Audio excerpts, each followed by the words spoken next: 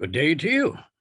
I am Commodore Ralph Middleton Munroe, and Commodore, because I was the Commodore of the Biscayne Bay Yacht Club, the first ever, and I held that position for 22 years. I was one of the early settlers of the area that is known as Coconut Grove in South Florida, and I was by profession, I was a yacht and boat designer. They say a picture is worth 1,000 words. Let me demonstrate for you while we have it here. There. This is what I did for a living. This is how I made my living. I designed sailboats and yachts, essentially. And this is one of them. This is what I designed for Biscayne Bay. It's called a Sharpie, and they were shallow drafted because of Biscayne Bay. They were two-masted, easy to run, easy to sail, and they were perfect for the waters, the coastal waters of not only Florida, but more specifically to the Biscayne Bay area. They were swift, they were sound, and this was one of my favorite designs from past years.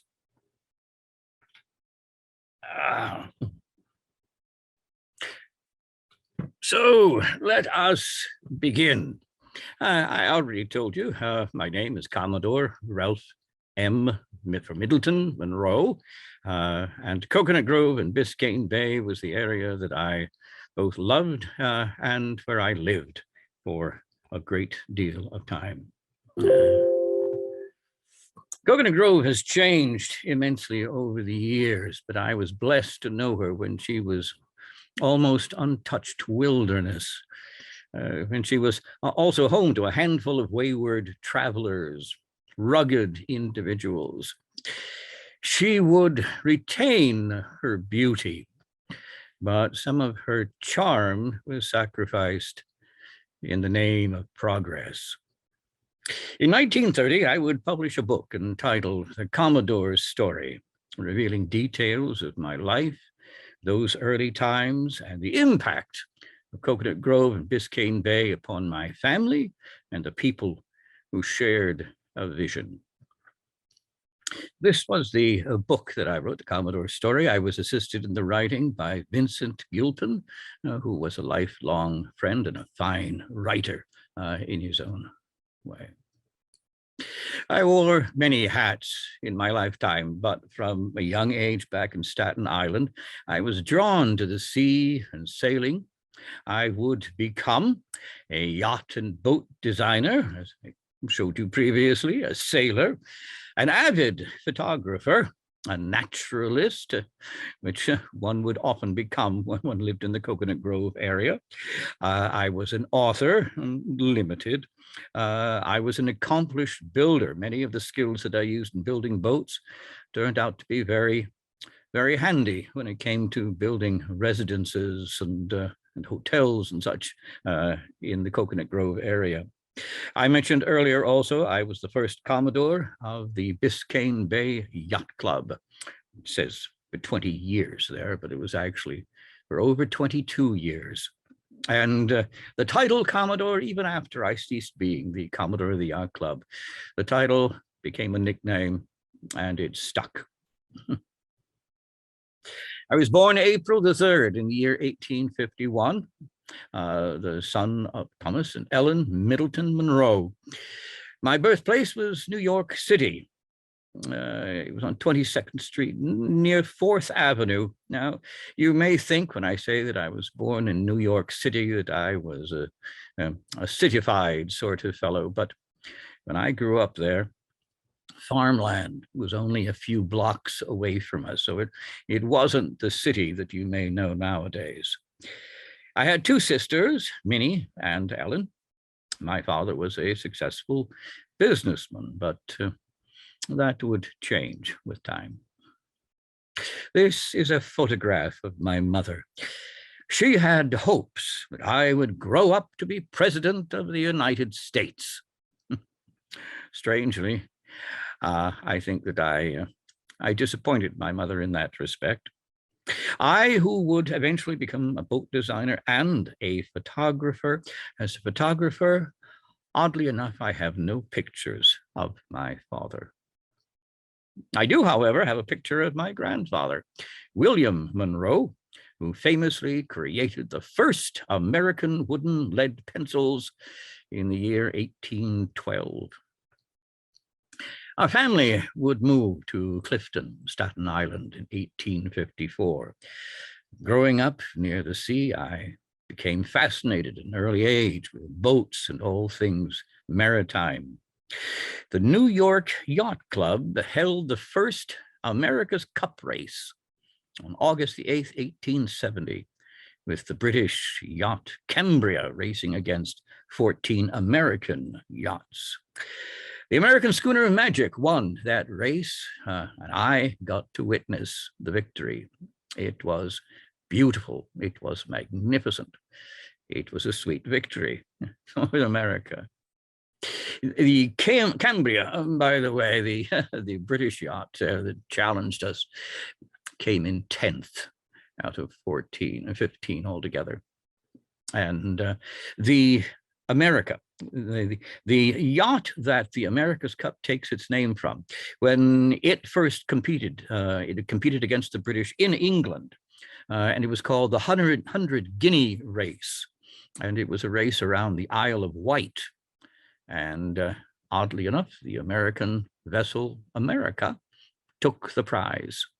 Eventually, the cup would then come to America, and the Yacht America went through many changes. Shortly after winning the race, it would be purchased by an Irishman. He would eventually sell it during the Civil War to the Confederate States. They used it as a blockade runner because of its swiftness. When it was in a port down south, it was surrounded by Yankee vessels, and to prevent it being taken by the Yankees, the Confederates sank the Yacht America, so it couldn't be taken. The Yanks would bring it up. They would bring it up, they would restore it, and it would race again. Like I said, in this first America's Cup race in America, it came in 4th. The race took its name from the America, but it only came in 4th this time. But then again, how many yachts that have been submerged and sunk and restored, race as well as they did originally? While attending the Eagleswood Military Academy near Perth Amboy, New Jersey, I would purchase my first boat. It was a skiff, a dory, if you want a fancy word for it, a rowboat, which is far more mundane. I, nevertheless, despite its low esteem in the world, I would name my first vessel Hornet, and I would have its name emblazoned across the stern. Yes, it had oars, no sails, and it leaked like a sieve. Then again, I paid all of $2 for it. One day, while out rowing with a friend, Hornet began sinking. A famous sailor came to our rescue. He helped us to temporarily caulk the Hornet seams with cotton, get us floating again, and had us promise that when we got to shore, we would use what he had shown us how to do, this caulking, to repair it so it would not founder again. The man's name was Captain Jim Stillwell, and he was reckoned one of the finest fore and aft sailors in America. It was the beginning of a lasting friendship. He taught me to sail aboard his schooner, the Fanny. There is Captain Jim Stillwell. His regular everyday profession, he was a ferry boat captain, and he was in charge of the ferry boat that would go from Staten Island to Manhattan and back to Staten Island again.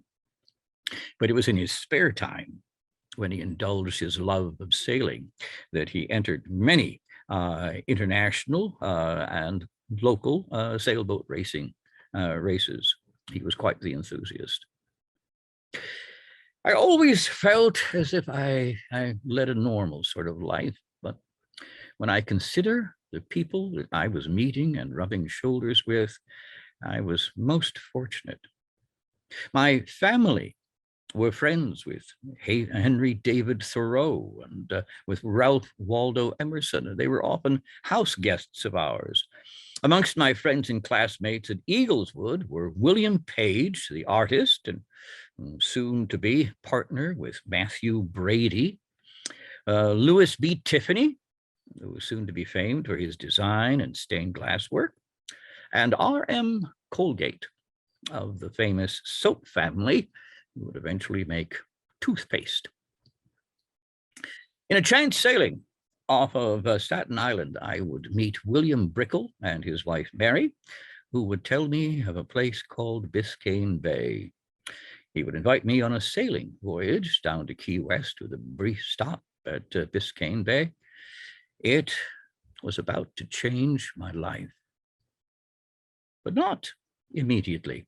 I had an immediate liking for Biscayne Bay and for the Coconut Grove area, but I would not move there immediately. Despite my fascination with Biscayne Bay and the wilderness of Coconut Grove, I returned to Great Kills, Staten Island, to carry on with my work and to establish a home. In 1879, I will marry Eva Amelia Hewitt. 2 years later, she will give birth to our daughter, Edith Munroe. We couldn't have been happier. This is my beautiful and beloved bride, Eva Amelia. Shortly after the birth of our daughter, we had terrible news. Eva was diagnosed with tuberculosis. To help her recover, we moved to Florida because of its healthier climate. We are joined by her sister, Adeline, who is also tubercular. Despite every effort on our part, both sisters will succumb to the disease. Distraught, I returned to Staten Island only to discover that my daughter Edith, being cared for by her grandmother, has died of influenza. Eva's grave is on the property where the Coconut Grove Library will be located. It is the oldest marked grave in Miami. Between 1882 and 1886, I will return to Biscayne Bay. I will spend my winters with Charles and Isabella Peacock. I will help them in the construction of the Bayview House. It is destined to become Dade County's first hotel.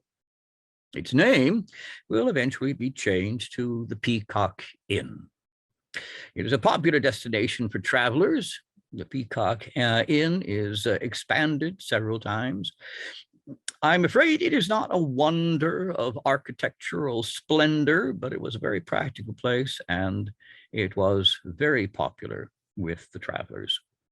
A room is $10, and a sailboat can be rented for $2 a day. In 1886, I will make the decision to move permanently to Coconut Grove. I sell my house in Staten Island, and I purchase 40 acres of waterfront land for $400 and one of my sailboats, my favorite, actually, the Kingfish. It is appraised at about $400 as well. So I purchased my 40 acres for about $800 altogether. First thing I do is I build a boathouse on the water's edge with living quarters on the second floor and a workshop on the first floor. I will also procure a salvage and wrecker's license because there on Biscayne Bay, there are many sandbars, there are reefs, and there are rocks all along Biscayne Bay, and oftentimes ships will encounter them. Sometimes they strike hard and fast. And so wreckers can do very well in this area. Having become familiar with the waters of Biscayne Bay in particular, and the coastal shoreline of Florida in general, I began designing yachts specifically suited to these waters. My most famous design is the one that I showed you earlier, the one called the Sharpies. Shallow drafted, flat bottomed with an adjustable centerboard, fast and stable and perfect for the waters of Biscayne Bay and South Florida. This is my favorite Sharpie, the Egret. She's 28 feet long and double-ended. Throughout my life and my career, I will design 56 sailboats, and I had blueprints for another 7 that were never built. Above is the Miko. It is a 50-footer, built in 1891, not down here in Florida, but up in Staten Island.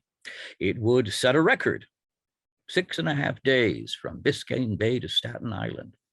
She was a magnificent sailor, a very comfortable boat, and keep her around for many, many decades to come. In 1887, the citizens of Coconut Grove decided to establish the Biscayne Bay Yacht Club, and my boathouse will serve as the first clubhouse, and the club flag will be flown from my balcony. And that was when I was elected Commodore, probably because I provided the boathouse and the place for the yacht club. And it was a position that I would hold for over 22 years. We will purchase, as a yacht club, about a dozen small Hershoff sailboats for racing. As you may be aware, or maybe not, Nat Hershoff and his family are the finest maritime architects and yacht designers in the world. Not only do they design vessels like the America's Cup racers, but they also design smaller race boats, sailing boats. And those are the ones we purchased for our yacht club. There is is the Biscayne Bay Yacht Club, and also my residence at this time, and my workshop as well. And from the balcony, as I mentioned, there is the pennant of the Biscayne Bay Yacht Club flying proudly. In the year 1891, I will begin construction of my house, my permanent house. I will call it the Barnacle. For any of you who have ever tried to scrape barnacles off the bottom of a boat, you know how difficult it is. When I built this house, I wanted it to stay and stay fast there. I never move in my lifetime. There is the barnacle. When it was completed, it was built on a rock ledge. The central part of the house is octagonal. And it was a very comfortable house. And on the top, you'll notice on the top, there is like a little cupola. This was actually a venting system. It could be closed off or opened up to allow the heat within the house to rise up and out, very much like the old idea of the Greek houses, always with a central opening to allow airflow. In 1890, I would take on a new title and a position. I would become Justice of the Peace for this area, the Commodore Ralph Munroe Justice of the Peace. That's a mouthful. Around this time also, my friends and I established the Biscayne Manufacturing Company. It was built to the south of the Barnacle, and it was a place, it was a company that we built to employ and provide income from some of the people within our community, and it was very successful for a number of years. I would meet my second wife, Jessie Worth, on a cruise with friends in 1894. We would marry the following year, 1895. In 1900, we had a daughter, Patty, and in 1902, our son, Worth, was born. Also in 1902, the Peacock Inn would sadly close. To take up the slack, my friend Tom Hines and I would set aside some of my land, and we would create Camp Biscayne. There would be a main lodge and about a dozen small cottages, each cottage named for a type of plant or tree found on the property, i.e. the bamboo cottage, the oleander cottage, the palm cottage. And on the grounds, wherever one of these trees or plants was located, then we'd put a tag on it so people could associate the plant found in the wilderness of Coconut Grove, and the name of the cottage. One of its guests over the years would become Alexander Graham Bell, perhaps because his daughter had married someone who was to become a local fellow, Dr. David Fairchild. The other famous person we had staying with us for many years was the American yacht designer that I mentioned earlier, Nathaniel Nat Hershoff. He had a special cabin set aside in his declining years. So there is Alexander Graham Bell, a man who invented the telephone, experimented in flight, amongst other things. And there is also the equally famous Nathaniel Nat Hershoff, the king of yacht builders. There is Camp Biscayne's main lodge and several of the cabins on the right. The cabin in the upper left, that cabin is the bamboo cottage, and the bamboo cottage would become the reading room and library for the camp. And it was set up to accommodate our guests. Originally, the Barnacle was designed as a one-story dwelling, but with our growing family, we needed more space. So we jacked up the entire house with railway jacks.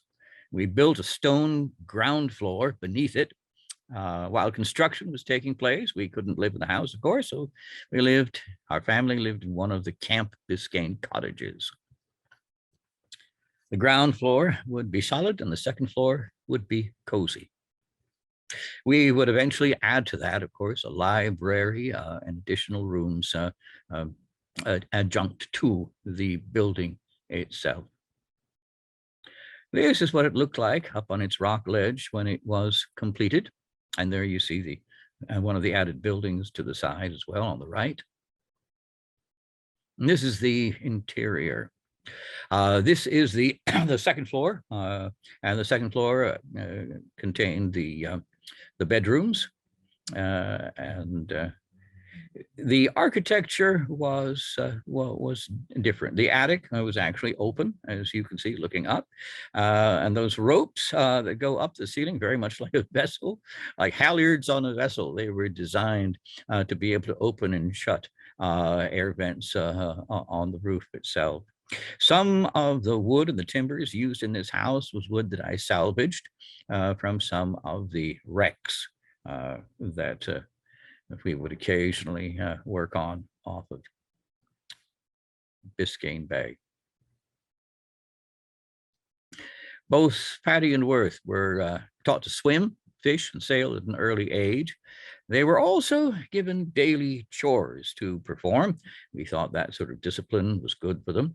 Each morning, they were to pick up all the limes that had fallen to the ground. To the south of the Barnacle itself, we had a line of lime trees, and we had the children pick them up, because if they didn't pick them up, tourists coming along, many of them from Miami, when they would come along, they would ride along, and when they see the limes on the ground, they'd come out and pick them up and take them away for free. Well, our children were to go out very early and pick up all the limes. Likewise, they were to gather all the fallen coconuts. Now, I don't recall what it was they charged for limes, but I do know that the coconuts went for about 25 cents a piece. And they could then be sold to the tourists, and any proceeds from the sale of either limes or coconuts, that belonged to the children. Every morning, my children were also given the task of going out in the yard and gathering up my shoes and whatever else I threw at annoying mockingbirds that disturbed my sleep the night before. That was another one of their tasks. Here, Patty and Worth are, when they were very young, fishing from the break wall. Now, I cannot tell, because the head is cut off in this picture, I cannot tell if that is my wife, Jessie, or it might be her sister, Sarah Josephine, who came to live with us at the Barnacle as well, and would help take care of the children. Some of the fish that were caught there were bigger than others. This shark obviously was not caught by the children, but of course it was a thing of great fascination to all the children in the area. It was also a reminder that swimming in the waters of Biscayne Bay, while it seemed like a paradise, had its dangers as well. Because I often made the children's presents, they were not allowed in the boathouse workshop for a few months prior to Christmas. This was a request of mine that they observed and honored, and made certain they wouldn't know what they were getting for Christmas ahead of time. Both of my children, as I mentioned, became terrific sailors. They often engaged in races with other people from the area and other children from the area. And frankly, with the father's pride, I can say my daughter, Patty, could beat all the boys. When Patty turns 18, I will build her a tea room, and she will manage that with a friend. It's called the tea chest. When her partner gets a better job, it proves too much for Patty to handle the place alone, so we end up selling the tea chest. The building will become, maybe a name familiar to you, it will become the Taurus. The Barnacle was not your typical home. Life was laid back, casual, and mostly peaceful. But even in paradise, of course, there could be threats from time to time. You took it in stride and remembered you were living in a blessed place. But it was not that many years since the Seminoles had massacred local settlers and they tried to burn down the Cape Florida lighthouse. Since that time, we learned to get along with them, and we trade with them, got to be friends with them. Jesse would even set aside food for them on a special shelf that we put into the Barnacle. If we weren't in, if we were out on business, they could enter, take what they needed from that shelf. They were honest and industrious people, hardworking people. Nothing was ever taken that wasn't set out for them. Occasionally, we did have, like I mentioned, unwanted guests, like sharks that we caught earlier. Or here's a 14-foot alligator and a smaller one in front of it. But again, these were the exceptions. This was paradise and seemed like paradise, but it could be very dangerous as well. You'd have one of these 14-foot alligators wandering across your yard at any time. So if you had pets or young children, there could be a danger. This particular picture was taken on the beach for the Peacock Inn. But I think the greatest threat to the Coconut Grove way of life that we knew back then was success. Visitors loved Coconut Grove and Biscayne Bay. They came in droves, wanted to settle here. Our growth was unchecked. Part of that was due to our neighbors to the north, Miami, and the concerted effort to get Henry Flagler to bring his FEC railroad through Miami. At first, he resisted. Then he gave in to petitioners like Julia Tuttle. He built the massive Royal Palms Hotel on the north banks of the Miami River. The Royal Palms Hotel, you see here, first came the trickle of settlers, then the railroad, then the hotel, then all the people. The juggernaut of Miami is trying to absorb Coconut Grove. I fight to resist that. More people brings change, not always for the good. We wish to preserve a lifestyle that may already be doomed. Oh, don't get me wrong. I want people to see Coconut Grove and the wonders of the nature down here. I want them to see and to enjoy Biscayne Bay and the waters here. I want them to see and enjoy all of it. I just don't want them all to move down here. If I may, I'd like to share a passage from my book with you. I think it sums up my feelings about change. There we go. Take these off to read. A few words on Florida's climate in the light of my long experience seems called for here. When Florida first dawned on the horizon of the North as a refuge from winter, the exploring enthusiast returned from its wilds, rivers, and beaches with extravagant tales of paradisiac climate. Frost was unknown in the state. Gorgeous tropical flowers vied with strange fruit and incredible hordes of game and fish to make up a veritable fairyland of wonders, beauties, and delights, all basking in perpetual sunlight and breathed upon the perfumed, languorous trade wind. It was a wonderful picture, one result of which was a generation of the most barefaced real estate frauds known in this blue sky country. Throughout the following 50 years, one bubble after another has burst, sometimes absurdly, sometimes tragically, down to the Miami hurricane of September 1926, until one might be pardoned for asking if there were anything but lies in the oft-sung praise of the state. As a matter of fact, there is very little untruth. 50 years ago, frost was unknown in Jacksonville, and it have been for a generation, and the country around it was bowered in orange groves, brilliant parakeets and scarlet flamingos and roseate spoonbills, hordes of brilliant birds, unaccounted millions of egrets, to the incredibly crowded mass of bird life that made the whole peninsula an ornithologist's dream. While not even a feverish imagination could imagine and exaggerate the size, the number, the variety of game and food fish, which filled its varied waters almost to overflowing, that leapt to the crudest lure with a savage ferocity. Panthers were still to be found here. Wild turkeys were plentiful. Deer numerous, alligators and crocodiles of huge size filled every river and lagoon. Green turtles swarmed on the southern beaches and shoal water feeding grounds, and the cumbersome manatee was common. As usual, tourists took it for granted that these conditions were permanent and not to be affected by their puny efforts at shooting and fishing.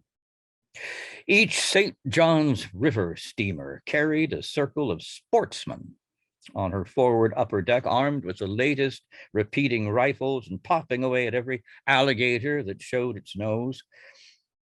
Every cruiser collected bird skins, and the height of his ambition was to take home as many spoonbills, flamingos, and other rarities as he could get. Plume hunters often annually shot out the great rookeries of the South, killing literally millions of the dainty and harmless herons. The fish fared better for a time, for mere hook and line could hardly affect their numbers. But as markets became available, the destruction net came in, and in the last generation, it has done its fatal work among the shoal water fish. At the same time, the cruising purse netters offshore have pretty well swept the sea clean of menhaden and other small school fish, where everything that comes into their nets is nothing but oil and fertilizer to them. Nothing more. And only recently are we coming to realize that these small fry were the food of the finer game fishes of the reef, and that the latter, with the extinction of their food, visit us no more. So now the big game is all gone. The brilliant birds, a half-forgotten memory. Most of the shoal water food fishes, including the luscious pompano and the sea trout, and to a certain extent, the Spanish mackerel, Rarities. The delicious green turtle is only a tradition. The manatee is dying out. The crocodiles, once so common in the brackish waters of the southeast coast that I have seen 20 at a time in Indian Creek. At the present Miami Beach, and they're nearly forgotten. And so it goes. It is, of course, the atmosphere, the flavor of these old times, which is of greatest significance in memory, which is hardest to preserve and reproduce. The bare facts of my early years on Biscayne Bay are of small moment to anyone, but as I look back, there is a color, the tone, a resonance, a life in those days and their doings, which is now unknown. Forgive the preaching, but change does happen. And too many people, of course, and too much building and destroying of the habitat changes the world. We used to be visited by millions of barn swallows on their annual migration every year. But with the clearing out of much of the area, the insects, the flies that they depended upon have become scarce. And when they arrived on an annual basis in those years, later years, well, they would hover around crying out, trying to find the flies that were their meal, what they depended upon for the strength to go further south. They would stay maybe for a day or two, continuing to fill the air, searching for the non-existent insects that had left because of the people, because of the clearing of the area, because of the change in climate, the chill that was now coming. I've known days in Coconut Grove where I've seen 1/4 of an inch of ice building up in some pots. And these poor birds, without their food, they try to find some place for warmth during the night, hoping to renew their search for food the next day. And by the next day, most of them do not arise. And we have to go out with shovels to pick up all their poor little bodies, of course, and bury them. Change comes. It's not always for the good. Through all of this, I have indulged throughout my years here a passion for photography. And from my early days in Coconut Grove, Biscayne Bay, I have chronicled people, places, and events that have transpired throughout the years. The gentle people that have become lasting friends, the struggle to survive and in a challenging environment, and the sheer beauty of this tropical oasis. I use a Blair company camera. I have a smaller camera for taking pictures, especially when I'm on the water, and I develop all of my own photos. Ironically, when Coconut Grove was named Coconut Grove, there were only 2 coconut palms in the entire vicinity. That would change with time and also with difficulty. We would begin planting them. The fellow you see in that picture is another Munroe, no relation to me. His name is Kirk Munroe, and he was a writer and a conservationist. Many of us would get together and we would try to plant palms. Their roots take time to grab hold of the earth, and so oftentimes they were knocked down by storms, and we'd put them right back up again. Sometimes I like to pose my models artistically, juxtaposing the wild surroundings with an unusual pose. There are nights when I will stay up at night, lying in bed, thinking of how I might arrange a certain picture the following day. On the right, you have a woman who seems to be floating in the air. She's actually sitting on a fallen banyan branch playing the banjo. An unusual sort of picture, made more unusual by that floating effect. And the picture on the left, this young girl that I photographed reminded me of the young girls and her surroundings, reminded me of the Cottingley pictures from England. You may have seen them at some time or another, where these young Victorian girls claimed that they had seen fairies and little people wandering around, and they'd captured photographs of them with the girls in surroundings much like the one you see there on the left. But mostly, I like to record my sailboats underway, the people I met and worked with, the beauty and the power of nature itself. Gatherings at the Peacock Inn, many of the early settlers. The picture on the left, that is Dr. Tiger, a Seminole shaman on the left. The fellow holding his knee and sitting on the steps, that is Kirk Munroe again. A fellow writer and conservationist as well. Kirk was married to a lovely young woman named Mary, who was amazingly shy. If you look at that picture, see if you can pick out which person would be his wife, his shy wife, Mary. She's the one turning her head away from the camera. Coconut Grove in the early days had many colorful characters. I always regretted that I never got an image of my friend and fellow boat builder, Ned Pent. He was a skilled carpenter, and in addition to building fine boats, he was often called upon to build coffins, should the need arise, which occasionally it would. Ned was a man who also never turned down a drink. Never. He was discovered one morning slumped over his latest order. He'd obviously been drinking. It was a lovely coffin that he'd made, and the only one that was ever built with a centerboard for sailing.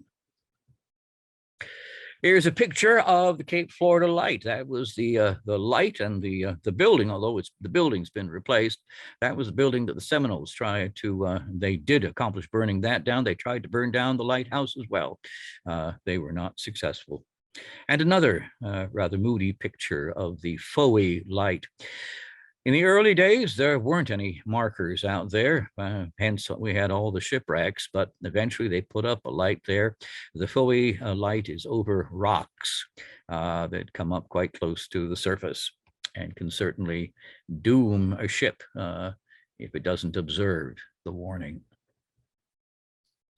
This is a picture on the left of the mouth of the Miami River. In fact, where those palms are, that is where Mr. Flagler, Henry Flagler, built his Royal Palm Hotel, right at the mouth of the river. And the other picture that looks like a jungle, a tropical jungle, that's further up the river, back in the days before that land was developed.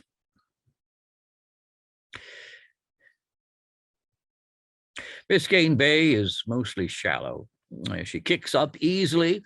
Squalls can be seen from a distance, but seldom outrun.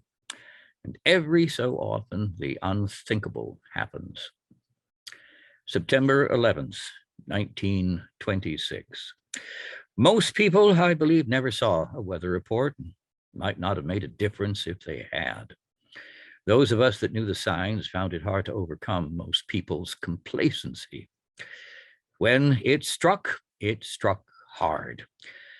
Hundreds of overseas railroad workers could not be rescued in time. Oh, they sent a train down to get most of them, take them out of harm's way, but it was delayed for needing repairs. And so it took a while to get down there. And when they finally picked them up, before they could turn around and come back with them, the hurricane of 26 struck.